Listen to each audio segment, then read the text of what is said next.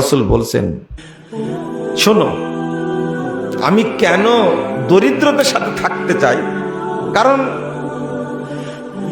জান্নাতে দরিদ্র মানুষরা ধনীদের চেয়ে 500 বছর আগেই জান্নাতে যাবে।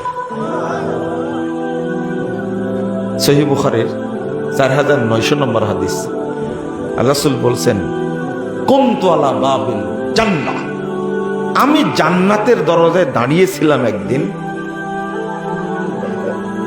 ফাআম্মাতু মান দাখালাহা আল ফুকারা, যারা জান্নাতে ঢুকছে দেখছি তারা অধিকাংশই দরিদ্র মানুষ, অসহায় মানুষ, এরাই বেশি বেশি জান্নাতে ঢুকতে পারছে। ওয়া আসহাবুল জাদ্দ মাহবুসুন, আর যারা প্রতাপশালী, অর্থশালী, শিল্পপতি, ধনী মানুষ, তাদেরকে আটক করে রাখা হয়েছে, বন্দি করে রাখা হয়েছে। ও আসহাবুল জাদ্দ মাহবুসুন, যারা বড় বড় ধনী মানুষ, প্রতাপশালী, ক্ষমতাশালী মানুষ, তাদেরকে আটক রাখা হয়েছে, বন্দি রাখা হয়েছে।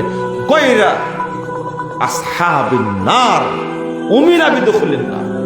আর ওই সময় দেখছি আল্লাহর পক্ষ থেকে নির্দেশ আসছে, তোমরা জাহান্নামে যাও, তোমরা জাহান্নামে যাও। নাউযুবিল্লাহ, নাউযুবিল্লাহ। দরিদ্র থাকতে চান না ধনী হতে চান? ধনী হতে চান সবাই, তাই না?